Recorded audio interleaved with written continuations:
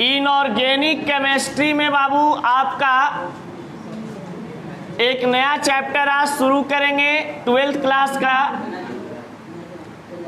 जिसका नाम है D and F block. D and F block यानी कि इसको बोला जाता है डी और एफ खंड। इससे क्वेश्चन आपका पूछा जाता है 5 मार्क्स का।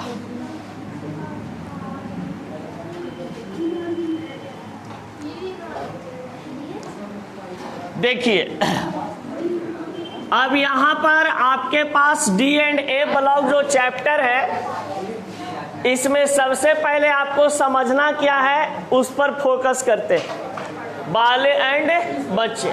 जरा ध्यान दीजिए, कहा जाता है आपके पास कि मॉडर्न पीरियडिक टेबल का नाम आप लोग सुने हैं। मॉडर्न पीरियडिक टेबल को, तो मॉडर्न पीरियडिक टेबल को शॉर्ट में हम लोग क्या चीज बोलते हैं बाबू? एमपीटी, यानी आधुनिक आवर्त सारणी इसे कहा जाता है। जरा सा बेसिक से लेके चल रहे हैं चैप्टर को कि समझ में सबको आ जाए। आधुनिक आवर्त सारणी। आधुनिक आवर्त सारणी का निर्माण किस वैज्ञानिक ने किए थे? हेनरी मोसले साहब ने किया था 1911 या 13 ईस्वी में, सही 1911 या 13 ईस्वी। अब देखिए, अब ये आधुनिक आवर्त सारणी का निर्माण हेनरी मोसले ने जब किए तो कहा जाता है कि इसके अंतर्गत बहुत सारे कुछ न कुछ ये बात बताते गए, जिसमें ये बताता है बंदा कि हमारे पास भैया इस प्रकार से ये मॉडर्न पीरियडिक टेबल होता है। इस मॉडर्न पीरियडिक टेबल में वर्ग की संख्या अगर हम बात करते हैं, यानी कि ग्रुप की बात करते हैं, तो ग्रुप टोटल आपके पास कितना होता है? 18। यानी मॉडर्न पीरियडिक टेबल में ग्रुप की संख्या कितना होते हैं? 18, और आवर्त की संख्या कितना होता है? 7।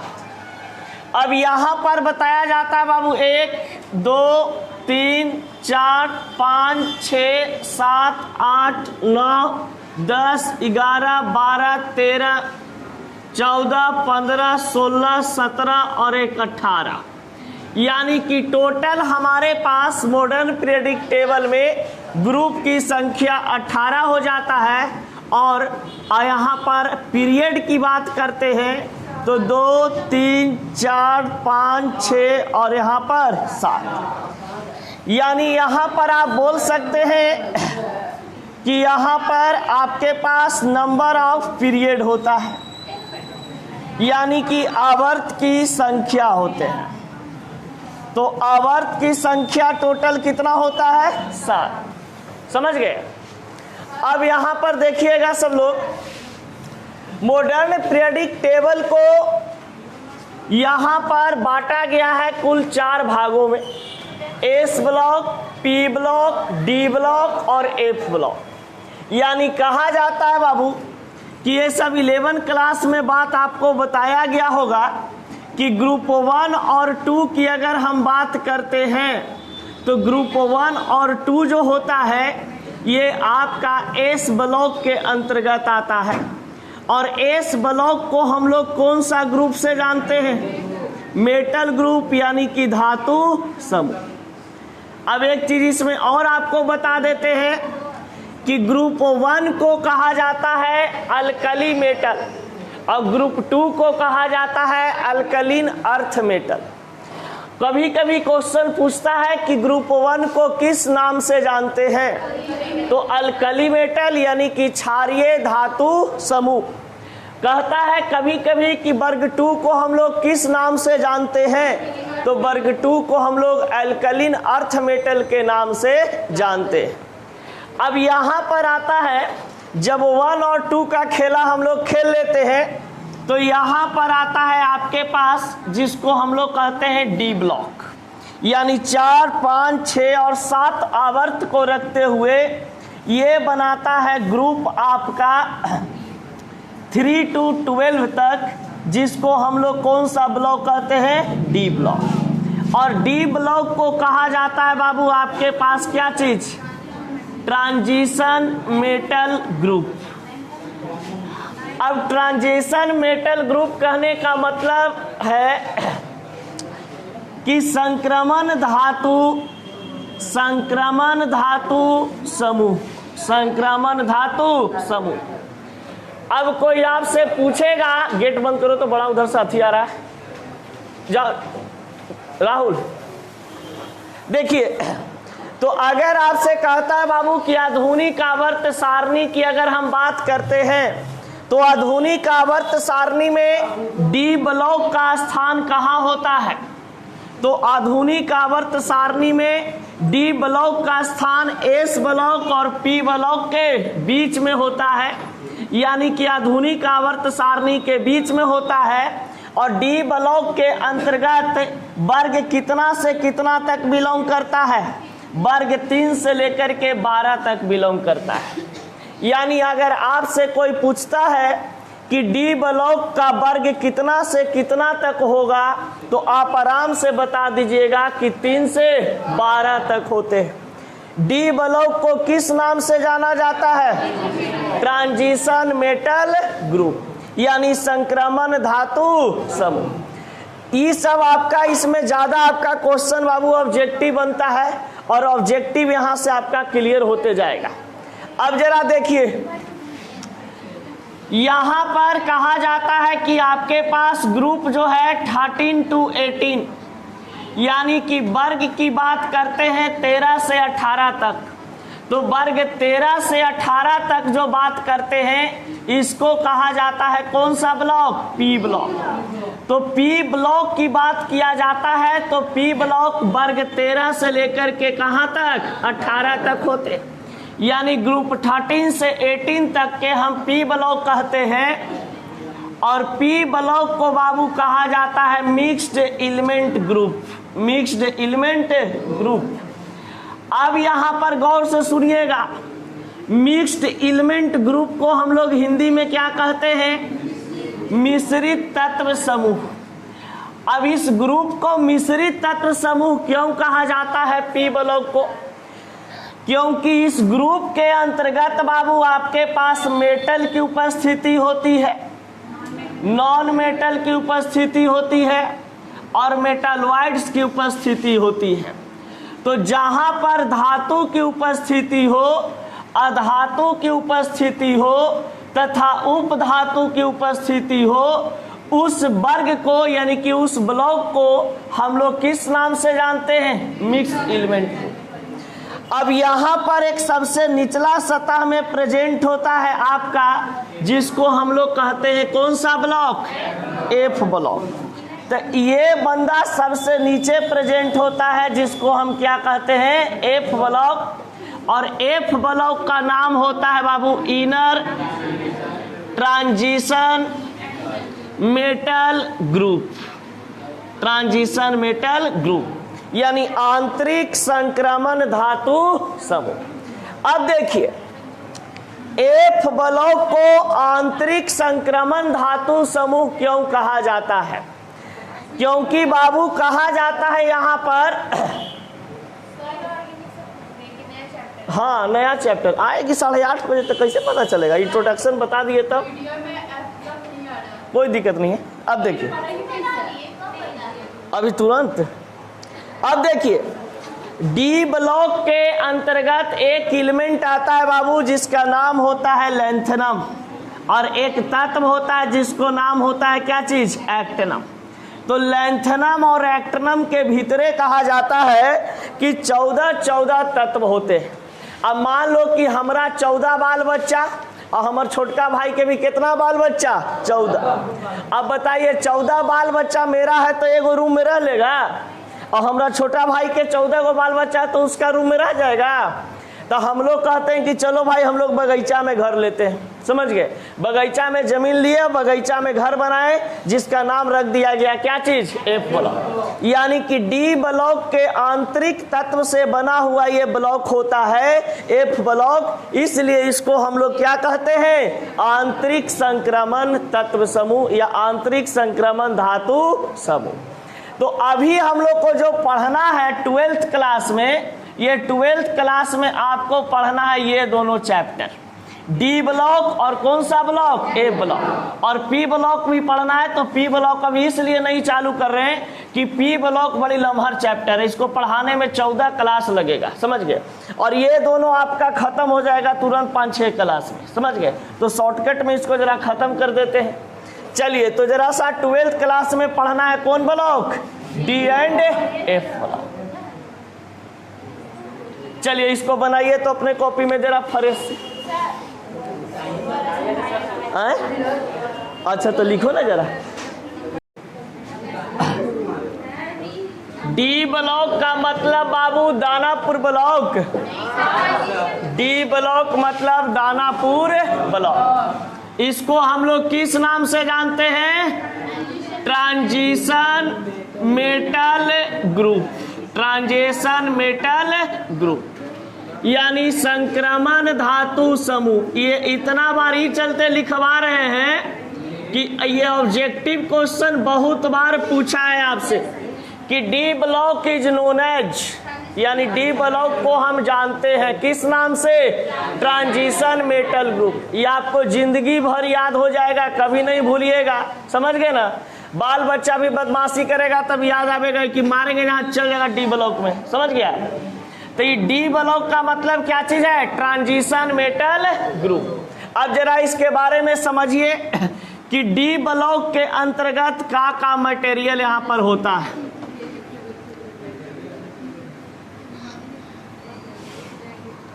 देखिए बाबू, ये हमारा डी ब्लॉक है जिसमें कहा जाता है कि पीरियड यहाँ पर 4 होता है, यहाँ पर पीरियड 5 होते हैं, यहाँ पर पीरियड 6 होता है, और यहाँ पर पीरियड आपका 7 होता है। यानी कि पीरियड 4, 5, 6 और 7 डी ब्लॉक के अंतर्गत आते हैं। गौर से सुनना, डी ब्लॉक के अंतर्गत नंबर ऑफ पीरियड कितना आते हैं, नंबर ऑफ पीरियड 4 से लेकर के 7 तक। अगर आधुनिक आवर्त सारणी में पीरियड पूछेगा तो 1 से 7 तक आते हैं। अब यहाँ पर जरा देखिए बाबू गौर से, ट्रांजिशन मेटल के पास ग्रुप की कहां से कहां तक होता है, 3 से 12, यानी 3, 4, 5, 6, 7, 8, 9, 10, 11, एक हथवा वाला 12। यानी कि टोटल यहाँ पर डी ब्लॉक की अगर हम बात करते हैं तो डी ब्लॉक में ग्रुप की संख्या आपके पास 3 to 12। ये 2 ऑब्जेक्टिव क्वेश्चन आपके पास निकल चुका है कि डी ब्लॉक में ग्रुप कहां से कहां तक होता है, 3 से 12, और पीरियड कहां से कहां तक होता है, 4 से 7। याद हो गया। अब देखिए यहां पर जो आपके पास लिखा गया है बाबू, आपके पास पीरियड 4, इसको हम लोग जानते हैं 3D के नाम से, और इसको हम लोग जानते हैं 4D के नाम से।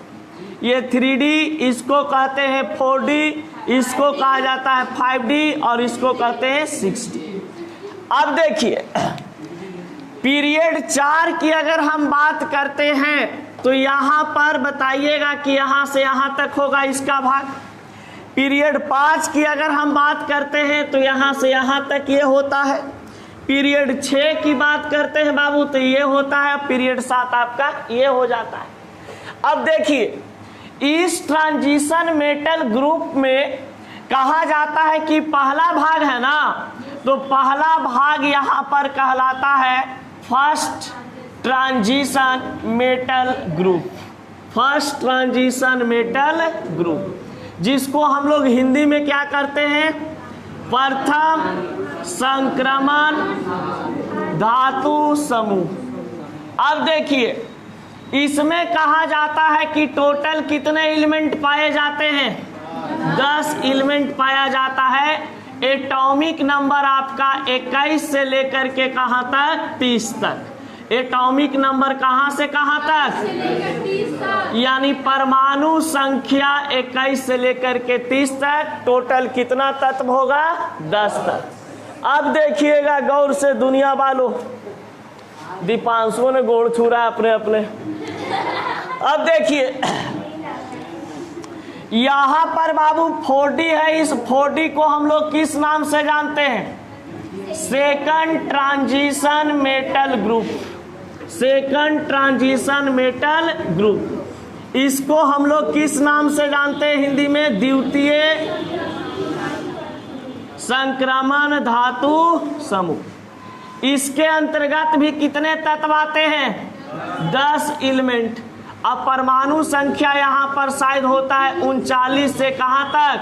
48 तक। समझ गए? परमाणु संख्या कहाँ से कहाँ तक? 39 से लेकर के 48 तक। यहाँ पर आपके पास इसको कहा जाता है थर्ड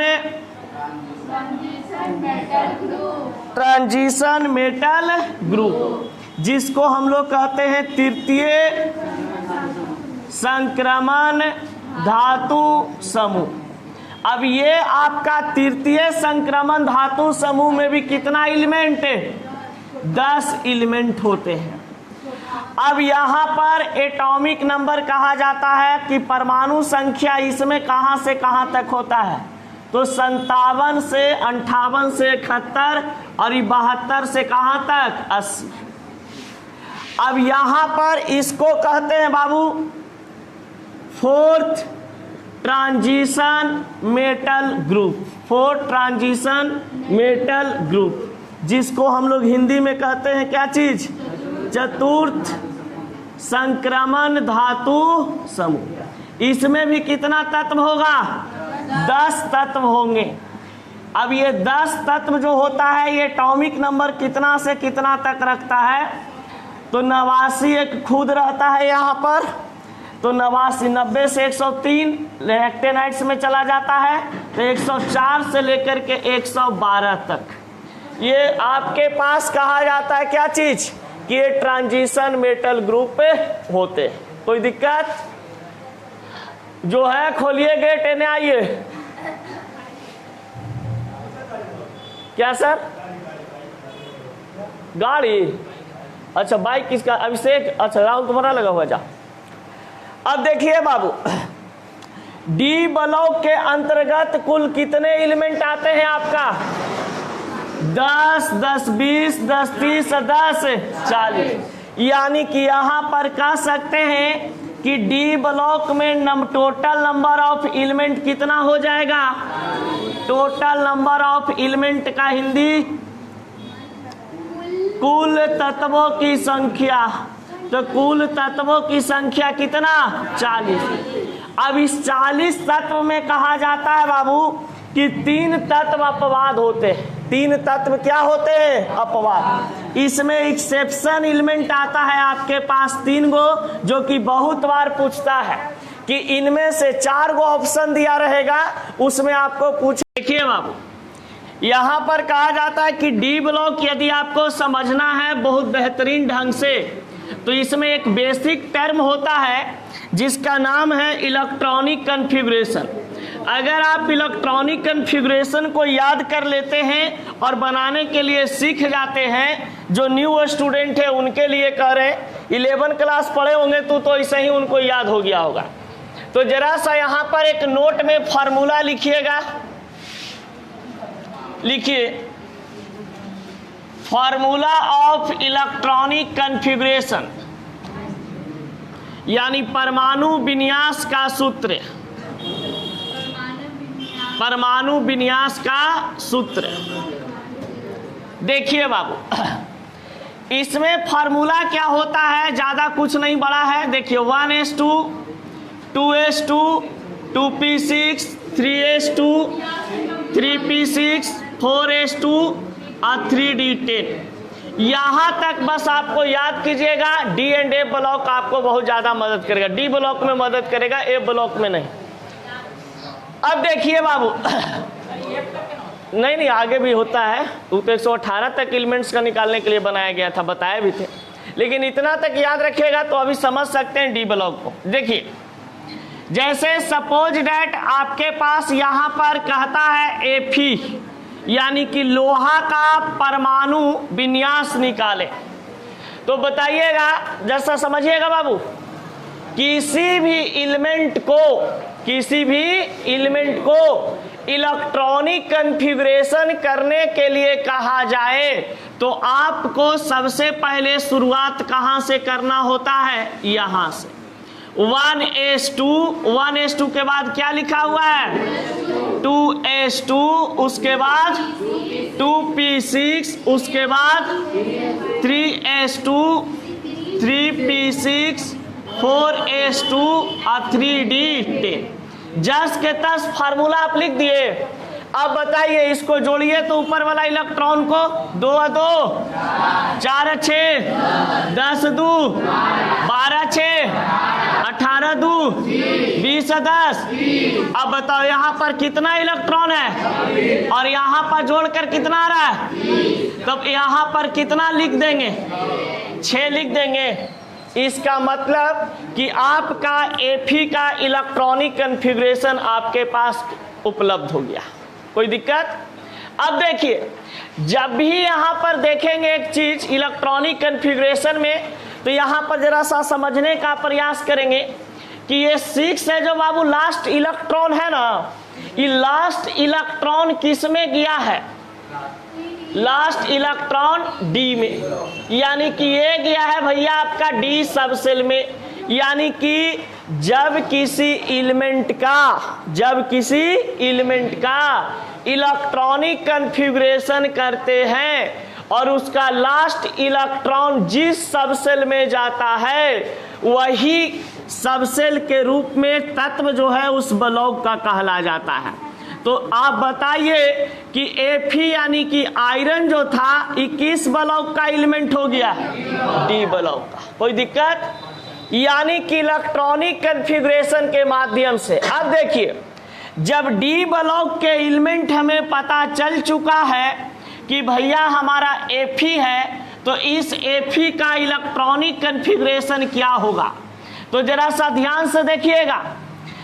जब कोई डी ब्लॉक के एलिमेंट हो, जब कोई डी ब्लॉक का एलिमेंट हो और एलिमेंट जब वो डी ब्लॉक का रहता है तो उसको इलेक्ट्रॉनिक कॉन्फ़िगरेशन हमेशा ये एस और डी वाला साथ में लिखा जाता है, एस और डी वाला साथ में, यानी कि 4s2 और 3d6। अब ये चीज जो आपके पास है ये आपको बहुत कुछ बता देता है। ये कहता है कि भैया हम जो 4s2 है ये ns2 के रूप में रहते हैं और 3d जो है ये कहता है कि हम n-1d के रूप में 1 से कहां तक रहते हैं 10 तक। अब बताइए जब n का वैल्यू 4 था तो 4s2 और 4 में से 1 करेंगे तो कितना आ जाएगा 3 आ जाएगा। यानी कि अगर आगे वाला 5 रहता है तो यहाँ पर कौची लिखाएगा 4, अगर यहाँ पर 6 रहता है तो यहाँ पर 5, यानी n-1 पीछे वाला होता है, कोई दिक्कत। अब देखिए जब इलेक्ट्रॉनिक कॉन्फ़िगरेशन ये वाला पार्ट को आप यहाँ से उठा करके यहाँ पर ले आइए कि भैया ये 4s2 है और ये 3d6 है, तो इससे आपको पता चलेगा बहुत कुछ। कहेगा कि d है जो कहेगा कि हम ब्लॉक को रिप्रेजेंट करेंगे, और ई वाला जो 4 है यानी आगे वाला जो संख्या होता है s के साथ, ई कहता है कि हम पीरियड को बताएंगे। तो पीरियड कितना आ गया 4, कौन सा ब्लॉक डी। आप बताइए यहाँ पर इसको जोड़ेंगे 2 इलेक्ट्रॉन और 6 इलेक्ट्रॉन, यानी एस में उपस्थित इलेक्ट्रॉन 2 और डी में उपस्थित इलेक्ट्रॉन 6। 6 या 2 9 न होता है, अच्छा 8 होता है, तो 8 इलेक्ट्रॉन, यानी 8 जो यहाँ पर आपको बताएगा ये क्या चीज को बताएगा ग्रुप। यानी पता चल गया कि एमपीटी में स्थान Fe का कहां पर है। अगर कोई आपसे पूछता है कि एमपीटी में Fe का स्थान कहां पर है, तो कहिएगा डी ब्लॉक के पीरियड नंबर 4, पीरियड नंबर 4 और block group number 8, group number 8। ये आपको बता दिया क्या चीज के बारे में, ये एफी एलिमेंट के बारे में। अभी नहीं, ये समझ में आया इतना? चलिए इतना लिखिए, एक एग्जाम्पल आप खुद बनाइए। डी ब्लॉक डायग्राम से रिलेटेड यहां पर जरा काम करते हैं, जरा समझिएगा सब लोग। अरे बाबू जरा ध्यान दो इधर सब लोग। ये कौन ब्लॉक है? सबसे पहली बात बताओ कि डी ब्लॉक एमपीटी में कहां पर लोकेट रहता है? मिडिल पार्ट में रहता है ना। तो बताइएगा कि located in empty D block कहां पे? Middle part, mid portion of empty. अब हमारा मिडिल का स्पेलिंग नहीं आ रहा था, इसीलिए हम लिख दिए क्या चीज? मिड, यानी कि मिड पोर्शन में होता है एमपीटी का। अब देखिएगा डी ब्लॉक को हम लोग किस नाम से जानते हैं? डी ब्लॉक को हम लोग भैया ट्रांजिशन मेटल ग्रुप के नाम से जानते हैं। एक चीज जरा समझना, यहाँ पे आ गया है तो हम बता दे रहे हैं। अगर क्वेश्चन आपके पास आ जाए, गौर से सुनिएगा दुनिया वालों, कहेगा आपसे कि डी ब्लॉकवा को हम ट्रांजिशन मेटल ग्रुप क्यों कहे, इसको ट्रैक्टर मेटल ग्रुप क्यों नहीं कह दिए, या बुलडोजर मेटल ग्रुप क्यों नहीं कह दिए, समझ गए, या फलान ढेकान मेटल ग्रुप क्यों नहीं कह दिए, ट्रांजिशने मेटल ग्रुप क्यों कहते हैं? तो जरा समझिएगा। अरे हीरालाल के पोता पोती देखो। डी ब्लॉक को ट्रांजिशन मेटल इसलिए कहा जाता है कि जब आप किसी एलिमेंट को इलेक्ट्रॉनिक कॉन्फ़िगरेशन करते हैं तो इलेक्ट्रॉनिक कॉन्फ़िगरेशन करने के बाद जो लास्ट इलेक्ट्रॉन होता है वो लास्ट इलेक्ट्रॉन आपका किस में जाता है? डी सबसेल में जाता है। और जब डी सबसेल में किसी इलेक्ट्रॉन लास्ट इलेक्ट्रॉन जाएगा तो उस एलिमेंट को हम क्या कहेंगे? ट्रांजिशन मेटल ग्रुप कहेंगे। अब कहा जाता है कि डी ब्लॉक में टोटल नंबर ऑफ एलिमेंट कितना होते हैं? तो टोटल नंबर ऑफ एलिमेंट कहने का मतलब कुल तत्व की संख्या कितना होता है? 40, जिसमें एक्सेप्शन कितना तत्व होता है? 3 तत्व एक्सेप्शन होते हैं, जिंक, कैडमियम और Hg। अब यहाँ पर ये 3 अपवाद होते हैं। अब यहाँ पर देखिए डी ब्लॉक के तत्वों को यदि आप इलेक्ट्रॉनिक कॉन्फ़िगरेशन करते हैं, डी ब्लॉक के तत्वों को आप क्या करते हैं? इलेक्ट्रॉनिक कॉन्फ़िगरेशन यानी परमाणु विन्यास करते हैं, तो आपको पता चलेगा कि NH2 N-1 D1 से 10 आ रहा है, समझ गए? अब जिसमें आपको पता है बाबू कि डी वाला क्या चीज को रिप्रेजेंट करता है? ब्लॉक को। ये आगे वाला जो N है ये क्या चीज को? पीरियड को। और ऊपर वाला को जोड़ेंगे तो 2 1 3, 2 और 10 12, यानी कि 3 से 12 तक क्या चीज को बताता है? ग्रुप। ग्रुप को हम समूह या क्या कहते हैं? वर्ग कहते हैं। कोई दिक्कत? पीरियड को हम लोग क्या कहते हैं बाबू? आवर्त। ब्लॉक को क्या कहा जाता है? खंड। अब देखिए डी ब्लॉक के जो तत्व होते हैं ये कहा जाता है कि डी ब्लॉक के जितने भी एलिमेंट्स होते हैं ये कलर होते हैं, यानी कलरफुल होते हैं। अब ये कलरफुल होने का मतलब क्या चीज? ये रंगीन होता है, तो इसका यौगिक भी क्या होगा? रंगीन होगा।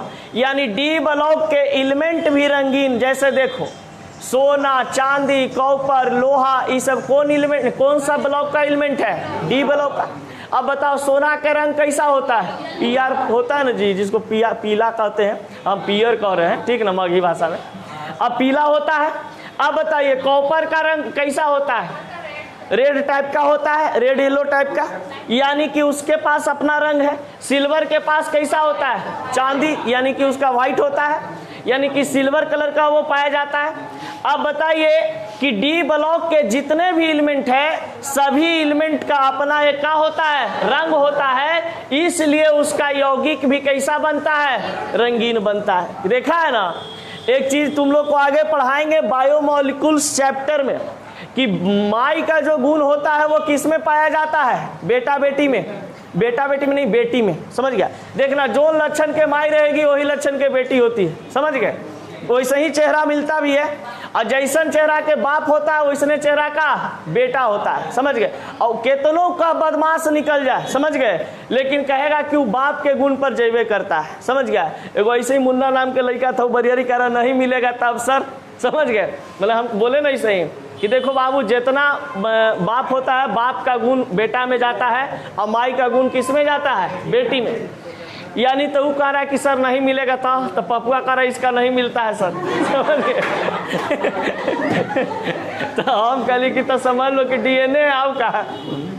तो देखिए ये कौची होता है, डीएनए का फेर होता है, समझ गए। वहां पे जब चेहरा नहीं मिल रहा है तो समझ लीजिए किसका फेर है, डीएनए का फेर है, समझ गए ना। डैडी में जायज औलाद होता है।